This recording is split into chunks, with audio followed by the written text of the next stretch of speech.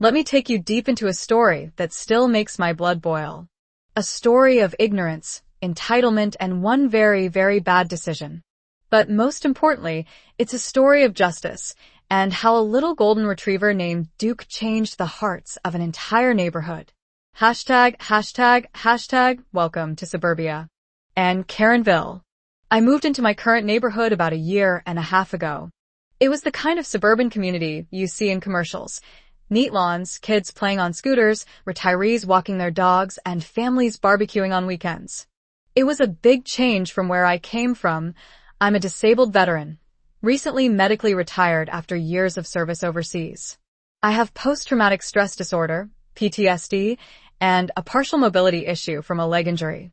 But I wasn't alone in my recovery. I had Duke, my service dog. A golden retriever with a heart as big as his paws. He was professionally trained to help with my condition.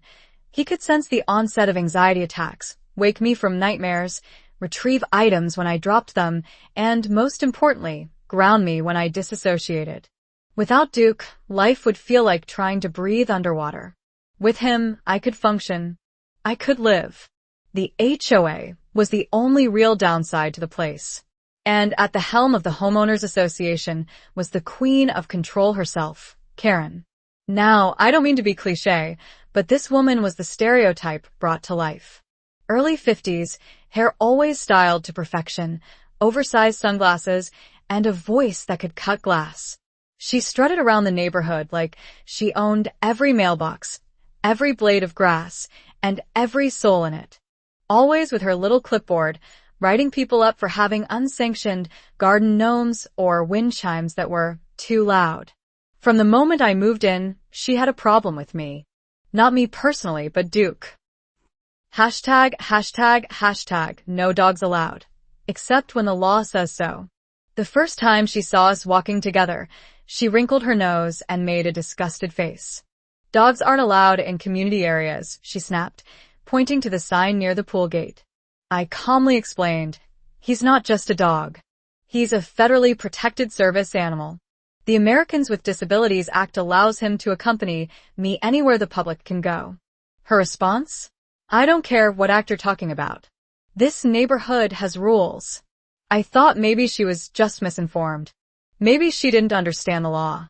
So I printed out ADA guidelines, highlighted the parts about service dogs, and even gave her a copy of Duke's certification. She tossed it in the trash in front of me. Over the following months, it only escalated. She wrote me up for dog waste. Even when I had proof, I cleaned up. She reported me to the HOA for unauthorized animal presence. She once threatened to fine me $500 if Duke so much as sniffed her rose bushes. Still, I remained civil, patient, respectful. I didn't want to make waves.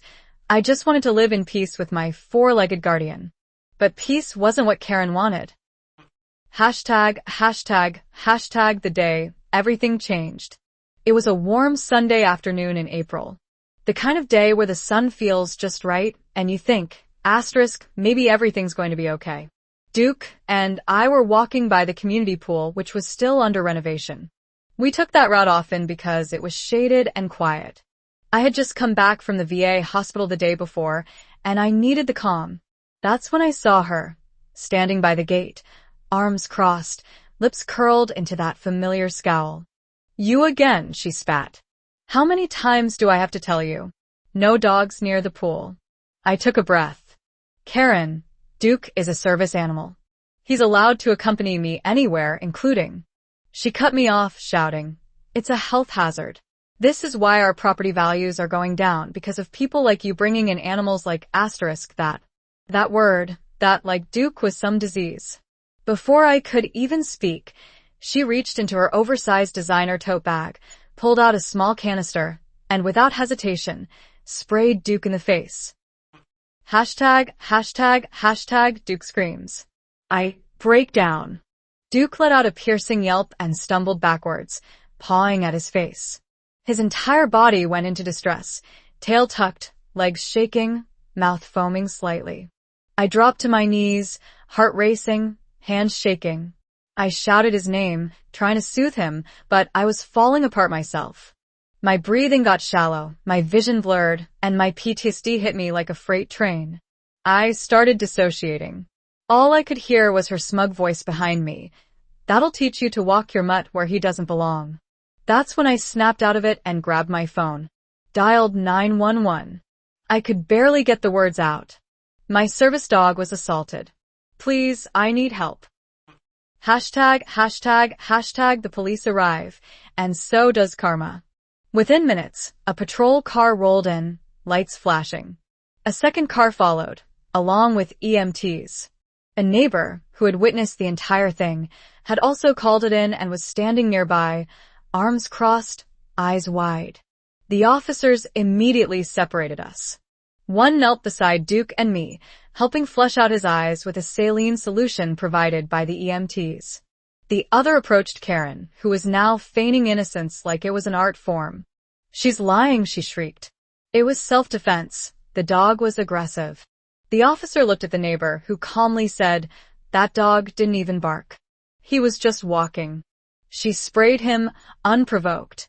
When they looked at my service dog vest, bright red, with service animal, do not pet, and my VA disability patch, it was over. The officer turned to Karen and said, ma'am, what you just did is a federal offense. Interfering with a service animal is a criminal act, and under federal law, it's equivalent to assaulting a medical device or tool. You sprayed a trained, working service dog without cause. You're under arrest. She went pale. No, wait, I didn't know. It's just a dog. The officer replied, cold and matter-of-fact. Asterisk, it's not just a dog. It's his lifeline. Handcuffs. Miranda rights. Karen was led away in front of the entire neighborhood. People were recording on their phones. Some gasped. Some clapped. Hashtag, hashtag, hashtag legal fallout, and a warning to all Karens. Karen was charged with asterisk animal cruelty, asterisk interference with a service animal, federal, asterisk assault, asterisk disorderly conduct. I filed both criminal and civil lawsuits. Duke had to undergo veterinary treatment and behavioral reconditioning due to trauma. He flinched at sudden movements for weeks. It broke my heart. In court, she cried, claimed ignorance, said she wasn't trying to hurt anyone. The judge didn't budge. You intentionally harmed a working service animal. You knew he was vested. You disregarded the law, and you caused harm to both the dog and the handler. The sentence asterisk. Asterisk 6 months probation. Asterisk 200 hours community service at an animal rescue, no less.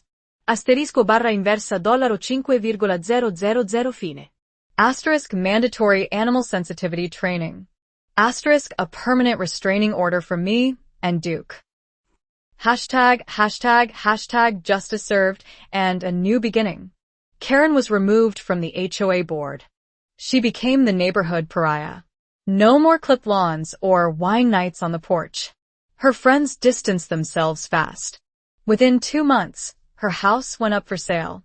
She moved out quietly overnight. No one said goodbye.